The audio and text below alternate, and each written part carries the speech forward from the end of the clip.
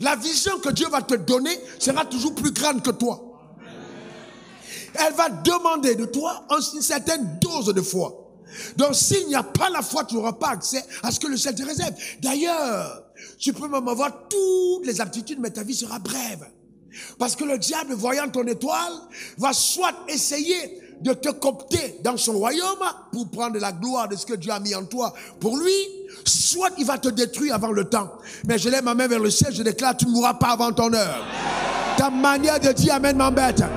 Donne-moi ton meilleur amen. Tu accompliras ce pourquoi Dieu t'a appelé. Amen.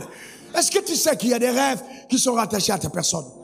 Est-ce que tu sais qu'il y a un glorieux plan rattaché à ta vie?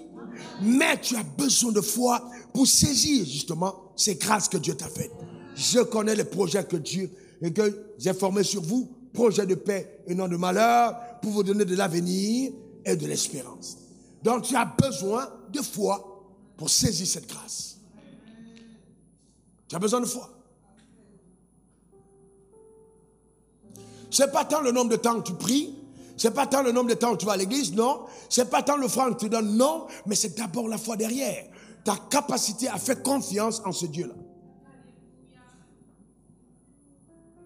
Dis encore amen. Amen. Les héritiers le sont par la foi. Alléluia. De deux, j'ai promis de ne pas courir. Est-ce que tout le monde a bien compris?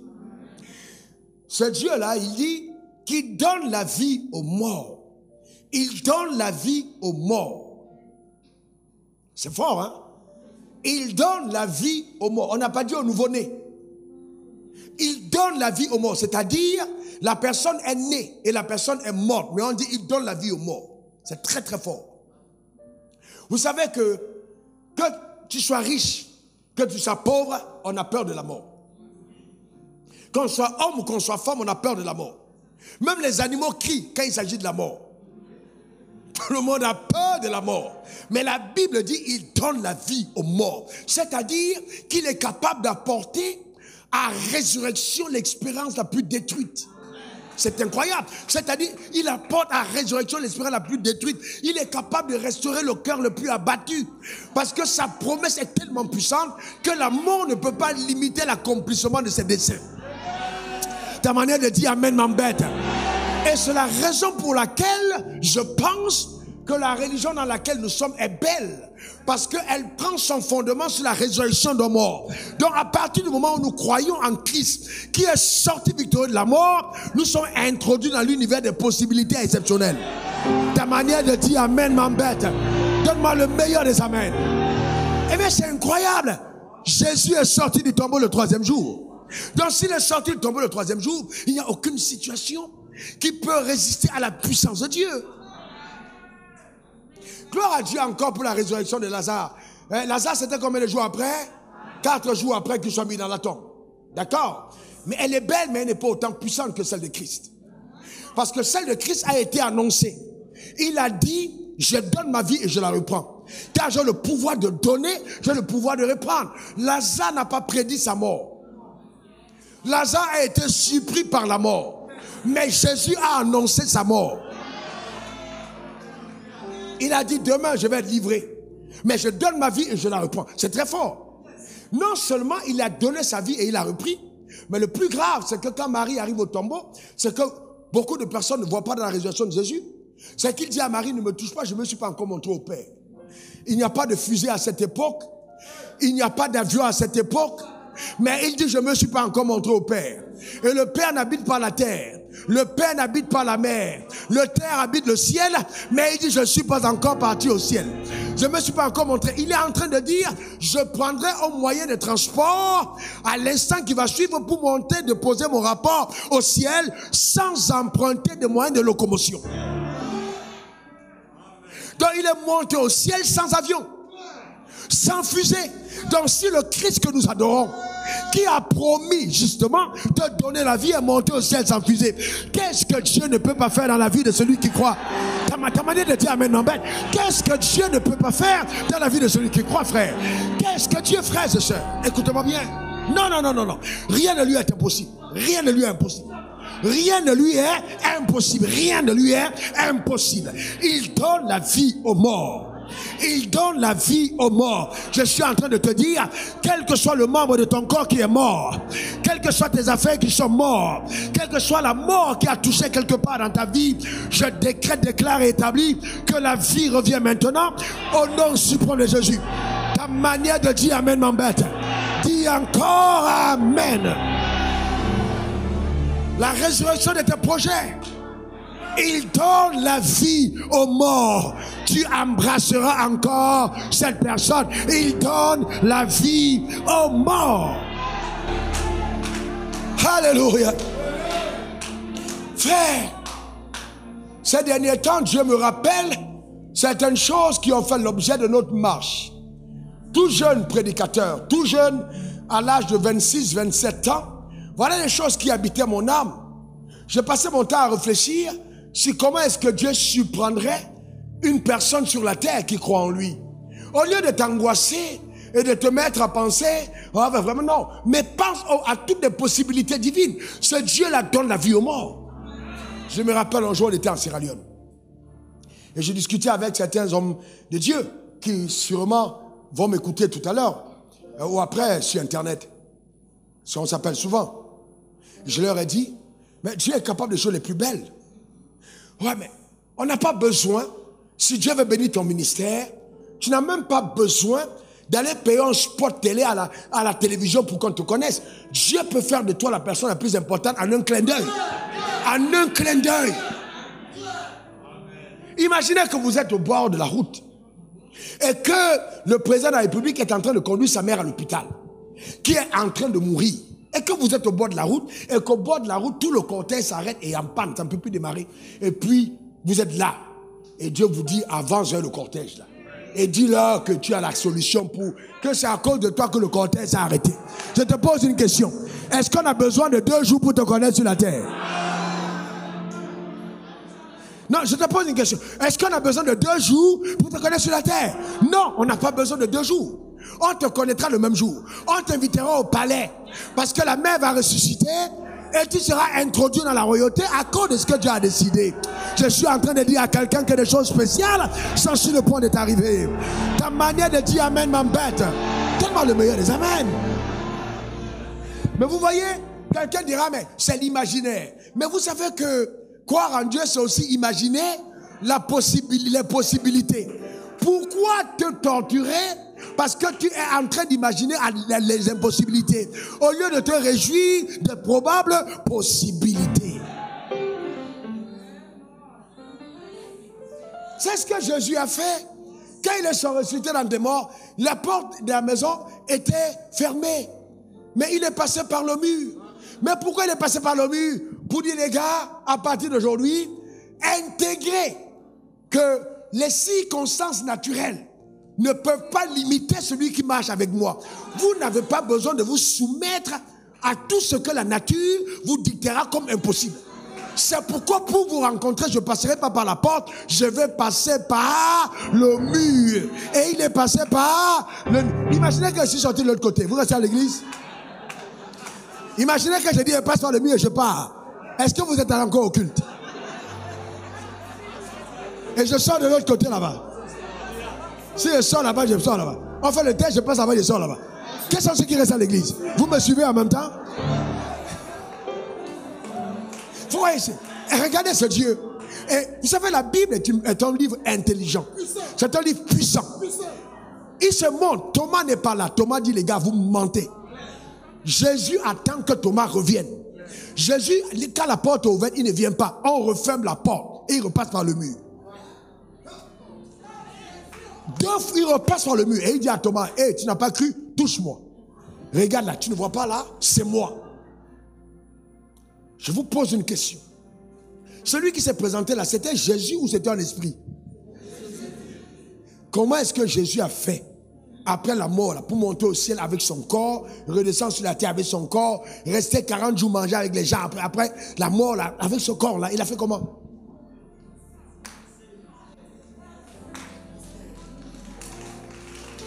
Frère, est-ce que vous savez que ce en quoi on a cru là est plus puissant que ce qu'on dit souvent à l'église? C'est encore la craie plus puissant que ce. C'est dit, frère, certains d'entre nous, ici, pas ailleurs, tu peux dormir ici, tu te réveilles à Mans. C'est pas la sorcellerie. Tu as dormi là, tu te réveilles à Mans. Au marché de Mans, en train de parler l'évangile à quelqu'un, et tu disparais à Mans, tu reviens à Abidjan. Est-ce qu'on n'a pas vu Philippe apparaître ainsi dans la Bible? Est-ce que quelqu'un comprend de quoi je parle? L'église est devenue tellement limitée dans sa capacité à croire en la puissance de Dieu. Mais je sens Dieu nous dire, de par cette année de métamorphose divine, que nous allons recommencer à vivre des miracles rares. Chacun dans le couloir de son appel, qui témoignera cette année. Ta manière de dire Amen m'embête. La saison du spectaculaire, du miraculeux, du divin est arrivée dans ta vie. Donne-moi le meilleur des Amen. Dis encore Amen. Alléluia. Amen. Il donne la vie aux morts. En Dieu, oh non, il donne la vie aux morts. Ah, c'est ton moment. Ah, c'est ton moment, s'il te plaît. Ce que je vais te dire maintenant est très important. Dieu donne la vie aux morts. Dis, je le crois. Dis encore, je le crois. Frère, Dieu me dit de te dire de laisser Satan jouer son rôle. Laisse Satan jouer son rôle. Vous savez, Jean 10 dit, ce volant devient comme les rebelles égorgés et détruit. Donc, s'il donne la vie aux morts, qui a tué? Qui a détruit? Qui a détruit? Donc, il faut laisser Satan détruire pour que Dieu donne la vie. S'il n'y a pas de mort, il n'y a pas de résurrection. Et Jésus a dit, je suis la résurrection et la vie. Celui qui croit en moi vivra, même s'il est mort. Laisse Satan jouer son rôle. Laisse Satan jouer son rôle. Est-ce que quelqu'un comprend ça? S'il n'y a pas de maladie, il n'y aura pas de guérison. Si on n'est pas courbé, on ne sera pas redressé. Si on n'est pas faible, on ne deviendra pas fort. Donc laisse Satan jouer son rôle. Il fait partie des, vous voyez, du stratagème intelligent de Dieu. Pour que tu vois sa grandeur. Cette année, il sera humilié. Oh, ta manière de dire Amen m'embête. Cette année, il sera humilié. Cette année, il sera humilié. Laisse Satan jouer son rôle. Il est dans son rôle. Donne-moi le meilleur des Amen. Il est dans son rôle. Et je continue en te disant que sa mission à tes côtés est divine. Quelqu'un n'a pas compris de quoi je parle. Sa mission est divine. Même la persécution qu'il a contre toi est prophétique. Regardez ce qui est écrit dans Romains 8, verset 28. Qu'est-ce qui est écrit? Regardez ce qui est écrit. Nous savons du reste. Que quoi? Que quoi? Tout avec S. Chose avec S. Concours avec E-N-T. Au bien de ceux qui aiment Dieu. De ceux qui sont appelés selon ses desseins. On dit toutes choses. Donc, quel que soit ce que l'enfer fera, la Bible dit toutes choses concourent au bien. En d'autres termes, Satan exécute certaines missions du ciel. Qui devait amener Joseph en Égypte? Les frères ne pouvaient pas cotiser pour payer son billet.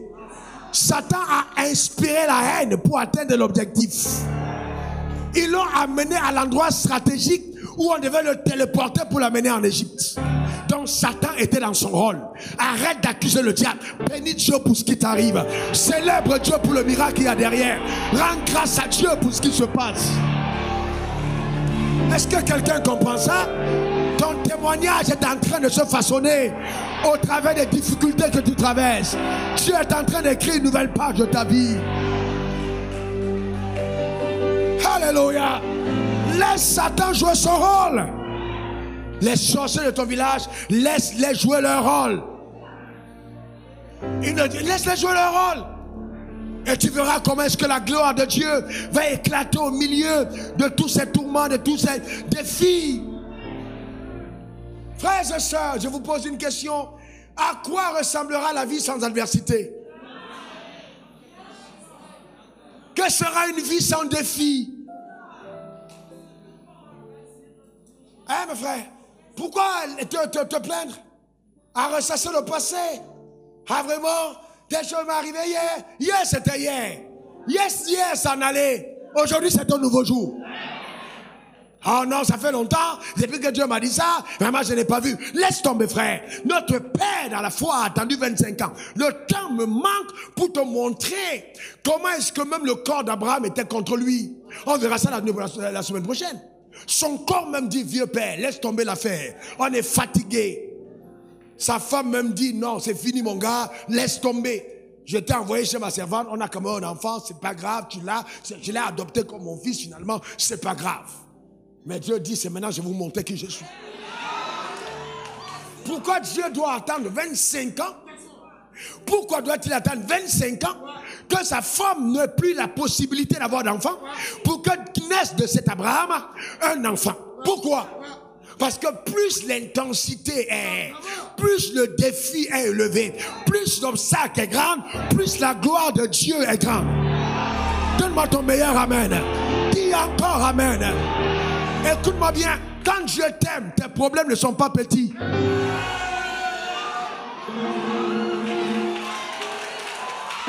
Tu n'as pas compris? Quand je t'aime, tes problèmes ne sont pas petits. David était l'homme selon le cœur de Dieu. Il a dû affronter Goliath. Il n'a pas affronté un nain.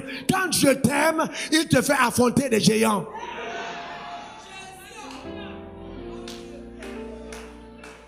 Donc arrête de te plaindre. Oh, ma situation est compliquée. Ma situation est compliquée. Eh bien oui, le prophète Élie l'avait compris. Si ta vie n'est pas compliquée, complète-la pour la rendre simple. Tu as tous les oncles, toutes les tantes qui peuvent te donner l'argent, tous les amis, laisse-les de côté, complique ta vie en regardant au ciel, en disant je n'irai pas chez toi, je ne regarderai pas à toi, je ne demanderai pas à toi, mon Dieu au ciel. Je ne suis pas un mendiant. Complique ta vie pour la rendre simple.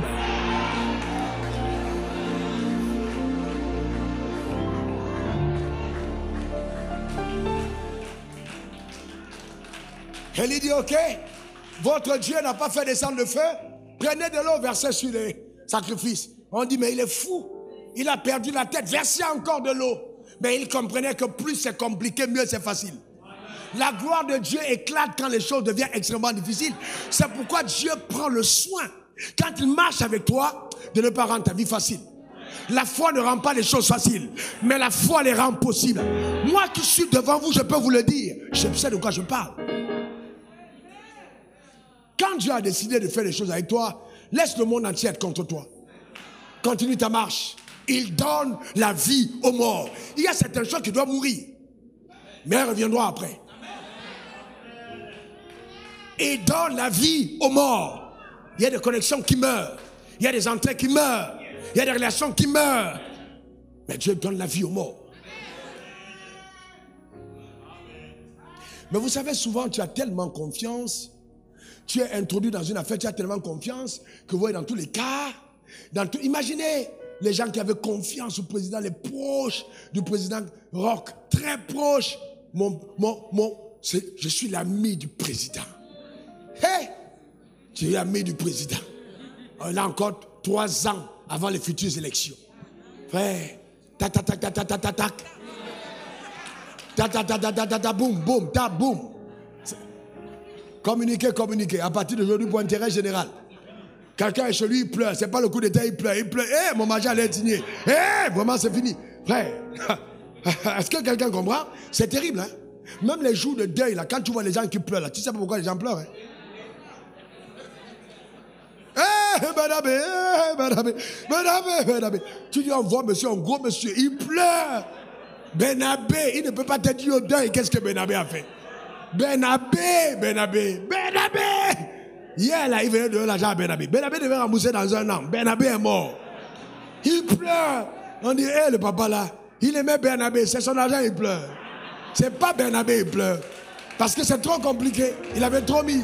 Maudit quiconque se confie en l'homme. Est-ce que quelqu'un comprend? Et heureusement pour nous, on a pleuré 3 jours. Et après les 3 jours, on ne pleure plus jamais. Jésus, on a pleuré 3 jours. Après les 3 jours, on ne pleure plus jamais. Parce qu'il est resté d'entre les morts. Il est assis à la droite de Dieu. Que quelqu'un donne son meilleur amen. Dis encore amen. Alléluia. Amen. Il y a tellement de belles opportunités. Tellement de choses que Dieu prépare pour toi en cette saison que tu n'as pas le droit de douter, frère. Il faut simplement être armé de courage, avoir confiance en l'Éternel, te réinventer toi-même et te dire que tout est possible. Annule de ton vocable le mot impossible, car le Dieu avec lequel tu marches est un Dieu de grandes possibilités. Dis encore amen. C'est un grand Dieu, c'est un Dieu puissant. Alléluia. Alléluia. Ton amen m'embête. Alléluia. Ton amen m'embête. Alléluia. Dis encore amen. Gloire à l'agneau. Amen. Amen. Alléluia. Amen. Je partageais avec une personne aujourd'hui et j'ai dit, je te vois rire la nuit toute seule. Et tu dors, et puis toute la maison dort là. On dit elle est folle quoi. Qu'est-ce qui arrive? Tellement le bonheur et la grâce t'ont localisé que même la nuit, tu ne parles pas en larmes mais tu éclates des rires. Tellement Dieu t'a fait du bien. Que ta saison des rires soit activée par l'accélération dans le nom suprême de Jésus. Donne-moi ton meilleur amen. Dis encore amen.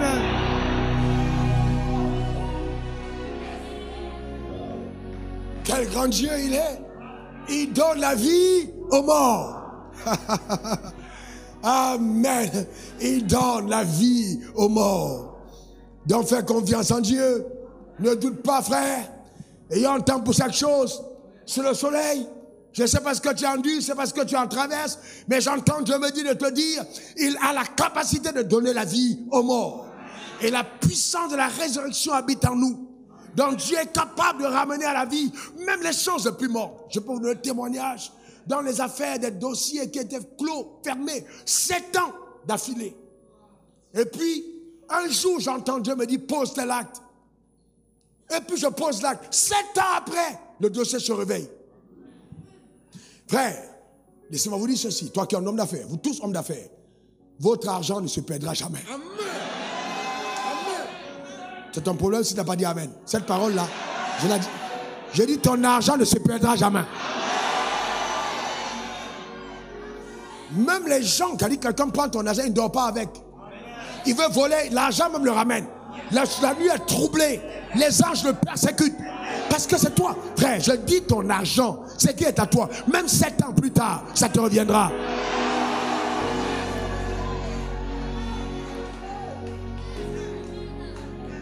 Est-ce que quelqu'un comprend ça? Il y a tellement de gens qu'on peut voler, on ne te volera pas. Il y a tellement de gens qu'on peut détruire, on ne te détruira pas. Parce que la main de Dieu est sur ta vie. Ta manière de dire amen m'embête. Donne-moi ton meilleur amen. Dis encore amen. Nous servons un grand Dieu. Dis mon Dieu est grand. Non, dis-le encore bien. Dis-le encore bien. Dis, donne la vie aux morts.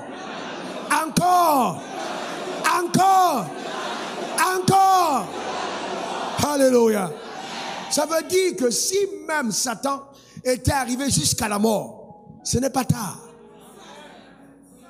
Ce n'est pas tard. Même si c'est déjà mort, ce n'est pas tard. Ça peut revivre.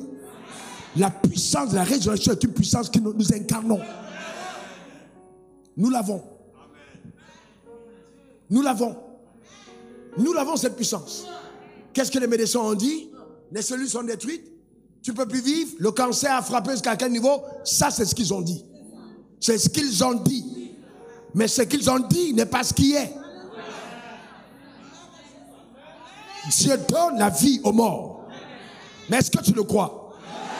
Est-ce que tu le crois? Est-ce que tu le crois? Dieu donne la vie aux morts. Verset, le troisième point. Il appelle les choses qui ne sont pas comme si elles étaient. Donc voyez-vous, appelez les choses qui ne sont pas comme si elles étaient. La dame, on lui a dit, ton enfant mourra dans 3 jours. Elle dit, ce n'est pas ce que Dieu m'a dit et ce n'est pas ce que j'ai entendu mon pasteur dire. Donc elle appelle les choses qui ne sont pas comme si elles étaient. Donc Dieu attend de toi-même, de ta propre bouche, que tu puisses affirmer la vérité et non t'aligner sur le mensonge. Vous savez que vous voulez que je vous dise une chose? Je parle ici devant. On a des médecins, des pasteurs médecins dans l'église et des médecins qui nous écoutent. Tout diagnostic des médecins sur un enfant de Dieu de maladie est un mensonge. En Christ, on n'est jamais malade. Maintenant, oh oui, je sais que tu es d'accord, parce que tu en sais la même chose. Alors maintenant, ce que je veux dire, c'est quoi? Ce qu'on dit, quand on dit que tu es malade, c'est un fait réel. Mais ce n'est pas une vérité. Donc, dans le monde de la foi, la réalité n'est pas toujours la vérité. Donc, appelez les choses qui ne sont pas comme si elles étaient. Donc, il y a une différence entre la réalité et la vérité. 2 Corinthiens 4, verset 18. Qu'est-ce qui est écrit? 2 Corinthiens 4, verset 18. Parce que nous regardons point aux choses visibles, mais à celles qui sont, car les choses visibles sont, et les choses invisibles sont éternelles. Je vous pose une autre question. Qui a déjà vu le verset biblique se balader? Donc ça veut dire que la parole de Dieu est invisible. Tu peux l'entendre mais tu ne la vois pas. On est d'accord? Mais la maladie, tu peux la voir là. Elle est visible dans ton corps. On peut voir tous les symptômes. Mais la Bible dit que tout ce qui est visible est passager. Donc même la maladie est passagère dans ton corps. Quelle que soit la maladie, elle est passagère. Covid, Omicron, Omato, tout ça c'est passager. Quelqu'un me donne le meilleur amen. Dis encore amen. Donc, la préoccupation pour toi n'est pas simplement de savoir, docteur, ça veut dire quoi? Ça veut dire, non, ça veut dire quoi? Ça peut enrichir ton incrédulité. Qu'est-ce que la Bible dit? Nous avons été formatés à vivre de l'extérieur vers l'intérieur. Les informations extérieures vont établir notre stabilité intérieure. Alors que la Bible dit que c'est nous les choses intérieures qui doivent changer les choses extérieures. Mais nous vivons à l'envers. Il ne faut pas vivre à l'envers. Ce que les médecins ont dit.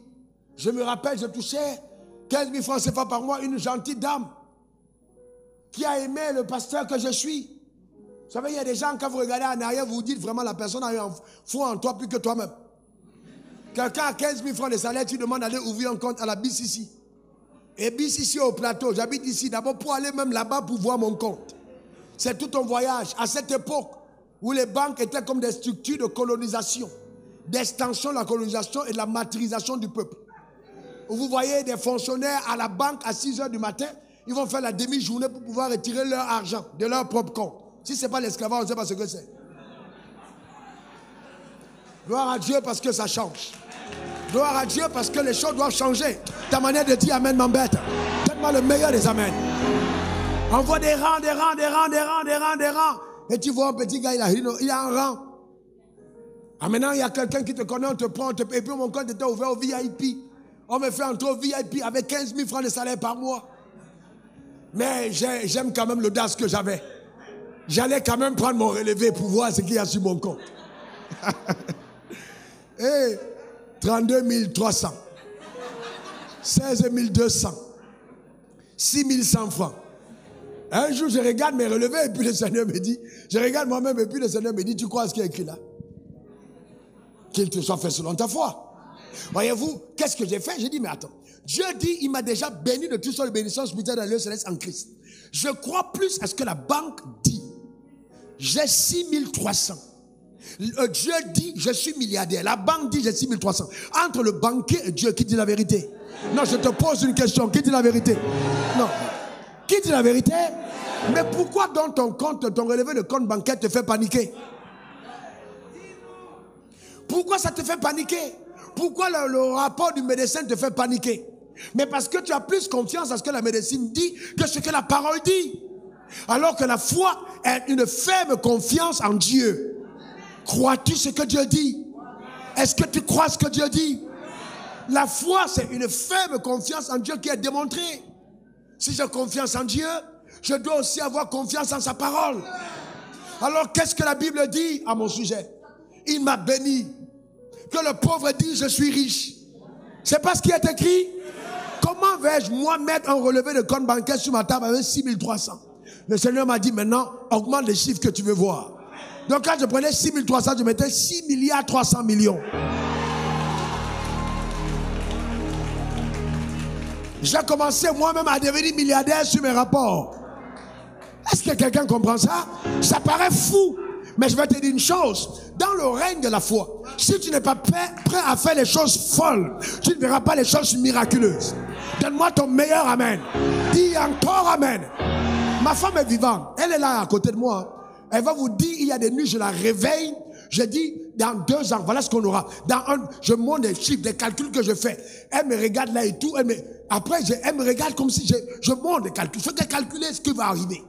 Tandis que dans ma tête, il n'y avait même pas un seul doute que ça allait venir. Et c'est venu. Ce n'est pas une affaire. C'est la foi, ça marche. J'ai modifié mes rapports. J'ai modifié. 6 milliards 300. Le plus petit compte bancaire devait être de 580 millions. À l'époque où tu as 15 000 francs CFA par mois. Mais dans tes relevés, toi, tu regardes. C'est ce qui est écrit sur le papier. Quand on met 6 300 dans ton compte, là, tu es allé dans ton compte pour voir. Non, je te pose une question. Toi, tu as vu ton argent en banque? Ce n'est pas des petits papiers, on a l'argent, on a mis. Si même la banque est en faillite, et puis on te dit tu as 15 millions. Pourquoi tu crois en 15 millions? Peut-être la banque n'a même plus ton argent, mais ils te disent 15 millions. Tu crois? Entre la banque et la Bible. Entre le rapport du banquier et ce que la Bible dit. En quoi tu crois? C'est ça le vrai problème. Moi, j'ai tellement cru en ce que Dieu dit que même les sorciers ont prophétisé sur mon avenir. Ce n'est pas une affaire, frère. Il n'y a pas autre chose. Même le sorcier, s'il me regarde, il va dire, ce gars-là, Dieu va encore l'élever. Dieu va encore le bénir. Même le sorcier doit dire, là, frère, tu dégages quelque chose à l'intérieur. Il n'y a pas de doute à ce sujet-là. Donne-moi ton meilleur amen. Dis encore amen. Vous savez, les hommes, je peux parler aux hommes. Changez le langage de votre maison. Dans votre famille, changez le langage. Ne dis pas à ta femme, non, on n'a pas. Hey, change le langage. Dis à ta femme, allons-y faire des courses. Elle va regarder les chaussures. Tu dis non, je ne veux pas que tu prennes n'importe quoi. Allons dans les vrais magasins. Tu commences à regarder. Toi-même, tu sais que ton salaire ne peut pas arriver là, mais ce n'est pas une question. Ce que tu vois, c'est ce que tu as. C'est ce qu'on appelle la foi. Ça va venir. Tu vas commencer à lutter parce que ta femme a dit je veux un boucle d'oreille en or. Toi là vraiment, c'est vrai que tu es Chanel. L'or là c'est Chanel. C'est la pacotille qui est Chanel. L'or là est spirituel. Ah ouais.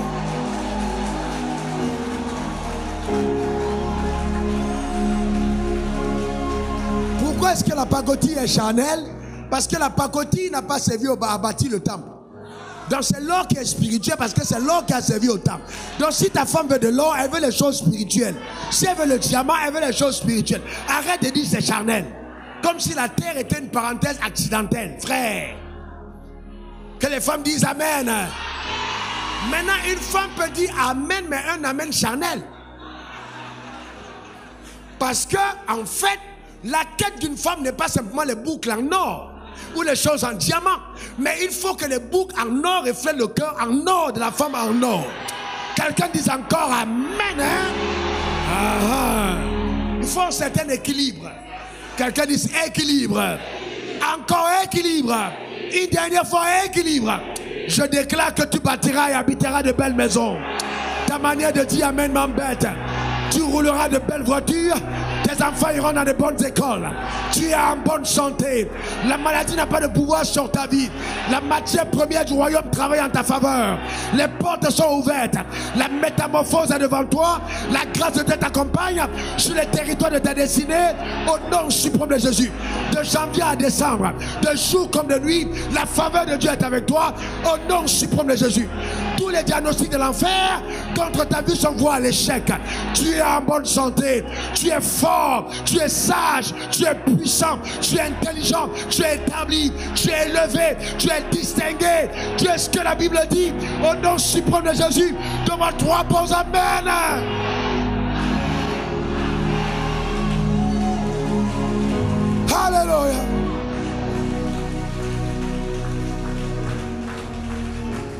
Tu appelles les choses qui ne sont pas comme si elles étaient. Comment est-ce que tu t'appelles? Quel est le nom que tu donnes de toi-même? Que dis-tu de toi-même? Comment est-ce que tu affirmes la vérité sur ta vie? C'est ça le problème. Notre langage, nos déclarations, on est tellement spirituel. Oh Seigneur, que ton nom soit sanctifié. Oh, je me voici devant toi. Je suis moins qu'une fourmi. Oh Seigneur, tu sais, je suis pauvre, je suis faible. Aie pitié de moi, misérable que je suis. Voilà. Alors, ça paraît tellement vrai.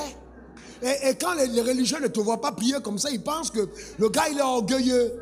Mais ils ne comprennent pas que celui qui prie comme ça n'était pas adopté. Mais que je suis dans la famille de Dieu, je ne peux plus dire misérable que je suis. Parce que je ne suis plus misérable. Je ne suis plus misérable. C'est celui qui n'était pas adopté, qui n'avait pas la vie éternelle, qui pouvait dire misérable que je suis, qui me délivrera. Mais maintenant, gloire soit rendue à Dieu, car Jésus-Christ a payé le prix à la croix. Donne-moi ton meilleur amen. Alléluia. Mais c'est ça la vie avec Dieu, frère. Je prophétise l'embellir. Je prophétise l'accélération. Je prophétise la faveur. Dis amen 3 fois. Frère, nous allons prier. Nous allons prier. Le but pour moi aujourd'hui, c'est vraiment pas, comme j'ai dit, c'est pas tant la prédication, mais c'est les bases de l'enseignement qui permettent à ta mentalité d'être totalement renouvelée. Je vous promets que je reviendrai sur le 3e point et nous allons le continuer. Je vais montrer par l'aide du Saint-Esprit comment est-ce que Dieu travaille. Quelle est la matière première? Comment il s'appuie dessus? Comment la matière première est le logos et le réma? Comment il y a le produit brut et le produit raffiné? Comment est-ce que ça se passe? Pourquoi il est important que dans le processus de notre foi, nous raffinons la parole? Parce que l'or qui n'a pas été, vous voyez, même l'or doit être raffiné, même le pétrole doit être plus raffiné. Vous voyez, c'est très important que nous allons à la dimension du raffinement. Pour que ça, on atteigne une autre dimension de jouissance de la vie de Dieu dans sa parole. Qu'on ne soit pas simplement des personnes qui récitent la parole n'importe comment, mais qui la vivons, la démontrons, la manifestons au nom suprême de Jésus. Donne-moi ton meilleur amen. Je vais prier. Élève ta voix vers le ciel. Maintenant, rends grâce à Dieu. Rends grâce à Dieu, rends grâce à Dieu. Rends grâce à Dieu, rends grâce à Dieu. Dis-lui que tu le crois capable des choses les plus extraordinaires. Dis-le-lui de tout ton cœur, de toute ton âme. Déclare-le à Dieu. Rebo sakatabre, rebo satarababo.